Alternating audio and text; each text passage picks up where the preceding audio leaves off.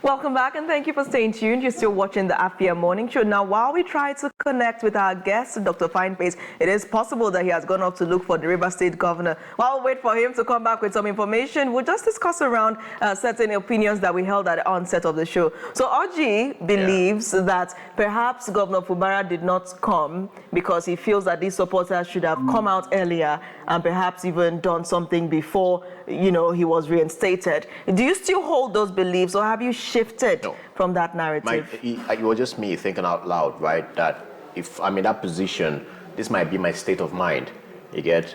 And yes, there were pockets of revolts when this whole thing happened. But I beg to ask this question, why wasn't it that impactful, right? It wasn't this enormous. It wasn't this big and huge. Right. The way they trooped out to welcome him. So what's the difference now?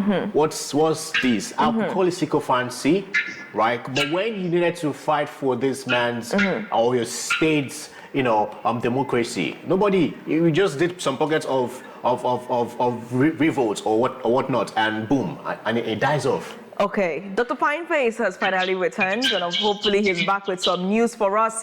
Dr. Fyneface, I think it's great to start with the direction of the morning show already. So we're being poised to believe Oji's stance on it, where he says that it's possible that the governor did not show up because he simply didn't want to, that perhaps maybe he felt the supporters should have shown more energy when he was basically suspended, and in that time, not thronging out in numbers now that he's been reinstated. Do you think that Governor Fubara had it in mind to not show up, to pass a message to his supporters? Do you believe in that school of thought? Dr. Fyneface. Okay, Natalie, good morning. Good morning, yes. Good morning. Yes, I'm with you. Good morning. Yeah, go ahead. Yeah, I don't believe in that school of thought. I don't believe in that school of thought that maybe he probably didn't show up because his supporters never really showed concern during the time of, his suspension. His supporters showed some concern at the time, but they couldn't show beyond what they ought to do because, when there is a suspension and there is emergency rule declared, everybody watches to see what was going to happen. In fact, on March 18th, the moment that emergency rule was declared, a lot of businesses in Rivers State shut down, a lot of shops closed, some banks didn't open because they never knew what was going to happen next. Considering the fact that emergency has been declared, and this is the first time for them to hear about emergency in a democratic dispensation. So the supporters showed some concern, but not as much as they should when he is now being reinstated. So at that time they tried, and then along the line, as part of measures to, address the peace pact, to the peace pact he had with his master, there was not the issue of him telling his supporters to calm down. They shouldn't do anything without taking permission from him. So all of those put together now led to a situation whereby the supporters were like returning to their fold. You also recall that as part of the undisclosed, peace agreement, it was also for the governor to suspend every group that he has put out to be his supporters group. So all of those put together led to why you see some kind of, relaxation on the part of his supporters. But as we speak, when the announcement was made that emergency rule has been lifted and the governor restored, you can see how they come out. As early as 5 a.m., 6 a.m., people were already arriving in the government house to jubilate. The jubilation yesterday were in twofold. One was to say, okay, emergency rule has ended. Let's show solidarity and joy for that to have happened. Secondly, let us go and welcome our governor back at the government house. But unfortunately, the governor did not show up yesterday. The governor never turned up to address them. Nobody knew where he was because we were told that he was in Abuja. He was to arrive at the airport and then they will pick him yesterday. But that never happened. But there is a very strong indication right now that the governor will arrive the state today.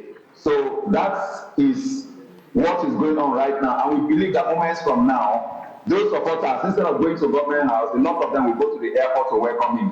While some people will still be at the government house waiting for him. When the signal goes round to say this is the time he's arriving, you are going to have them. Because while some will welcome him at the airport, a lot of them will be at the government house waiting for him to come and address them. So we are going to see that soon. Yeah. And if the governor arrives today, he might either address the state today in the statewide broadcast or do it tomorrow morning. So I'm seeing it to be more of tomorrow morning after he settles down and then put some records together, then he's going to address this case. So the possibility of having him today is clearer than what we had yesterday. Okay. Some pundits actually say that there's nothing to cheer. That Governor Fubara is done and cooked already. So what are we cheering, right? Do you align with these thoughts? No, I think nothing to share because the governor has been cooked already. It's a different issue. But I think what people are sharing about is the fact that emergency rule has been lifted, democratic structures returned in place. And then what people are not also sharing is that we believe that in the first instance, we ought not to have had an emergency rule declared in Rivers State. So as a result of this, a lot of people are not happy because in the first place, we ought not to have had it. So, but then, whether he is cooked or not, we all know that the peace pact that he entered into with his political godfather is very clear, even from his own body language and what he has been telling us, that it is a bitter pill. It is difficult to do it, but he has to do it because there is no price too difficult to pay for peace to return. So the governor is coming. We don't expect him to be as strong as he was before the suspension. We are going to see a governor that will be weaker, a governor that will just be a placeholder, a governor that will just be there and someone will be ruling through him, and he will just be implementing decisions that have already been taken behind the scene. So that is what we are going to see, and that is going to last until around 2027, when his tenure is expected to elapse. Now, there's this argument around the significance or lack thereof of what happened yesterday.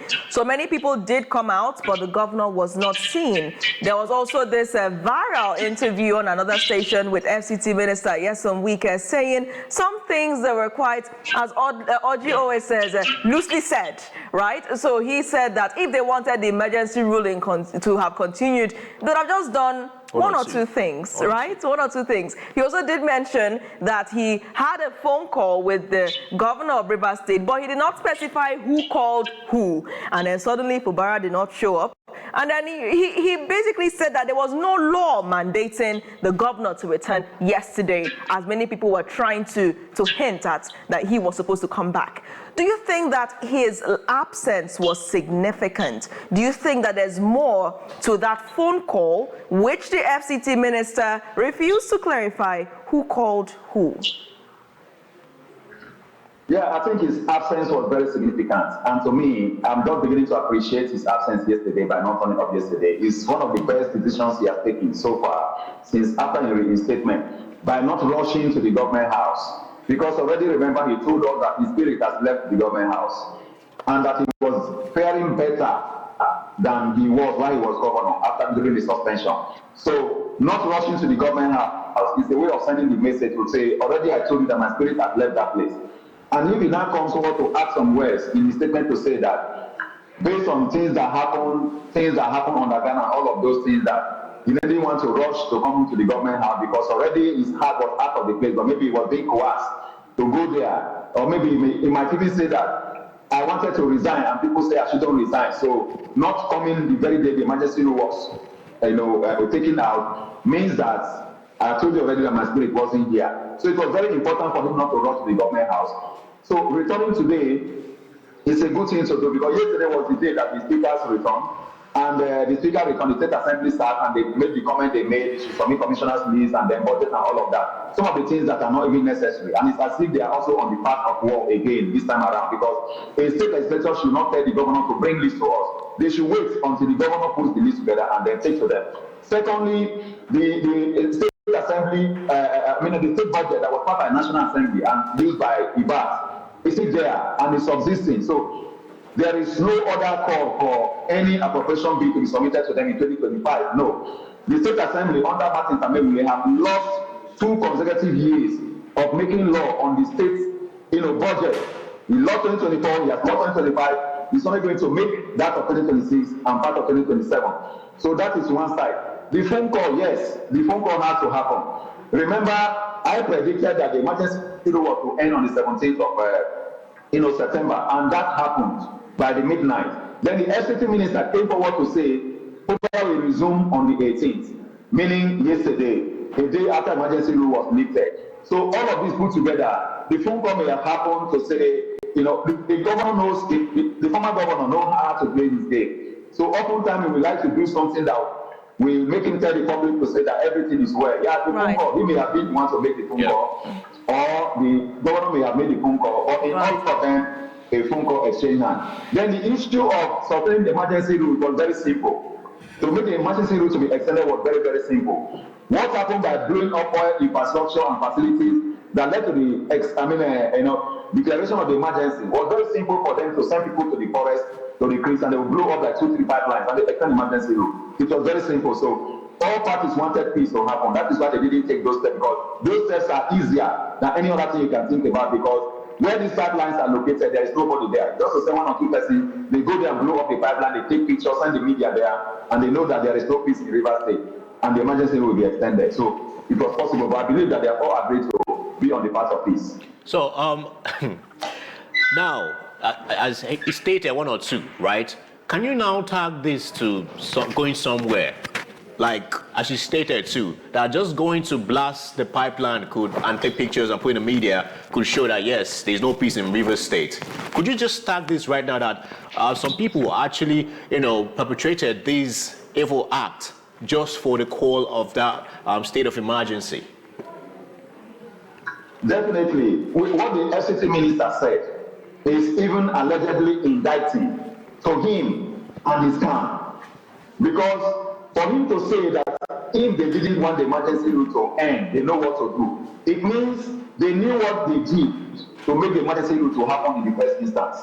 So it is indicting, and I think it's something that also needs further investigation. I'm also surprised that by now we've not gotten a report from the security authorities of those who are behind the blowing of those pipelines that led to or contributed to the declaration of emergency in Rivers State. So I think they need to look at some of those issues, because it's just very simple, and those who are behind it, they know themselves. All right, let's look at some serious information now as well concerning what media persons did observe on the field. They said that some of the people loyal to the FCT minister were absent from the jubilations outside the State House. And also we're seeing other reports that indicate that the Rivers State House of Assembly is calling for Fubara to immediately submit the list of appointees to the House. Do you still sense hostility? And yes, from a media standpoint, it is very difficult to continue to highlight the agenda or the moves of this weaker camp, because somehow I feel like it also does feel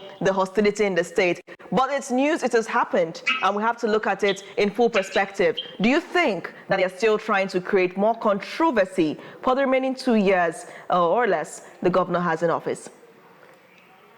Yeah, I think let me start from the perspective of whether they are trying to create more controversy for the next 2 years of the administration remaining after the emergency rule. I think the posture of the State Assembly yesterday is an indication that the State Assembly does not want peace. They want trouble always, like they normally say in their comment. So, there is a parable in my place in Ogoni that when a hunter in a community kills lion, the lion must be taken to the house of the king. And it is on the ground that has to happen. So the king does not need to come outside and begin to ask people, have they got the lion, or is the lion here, or begin to peep. No, you don't do that. The moment the governor resumes, settles down, he will send the list of commissioners to the State Assembly for confirmation. Anything that has to do with budget is not something that can be mentioned at this stage of the resumption of the State Assembly member. Because we have a subsisting budget that was passed by the National Assembly that is going to last till December 31st, 2025. That is what Fubara is going to come and implement as the governor of the state.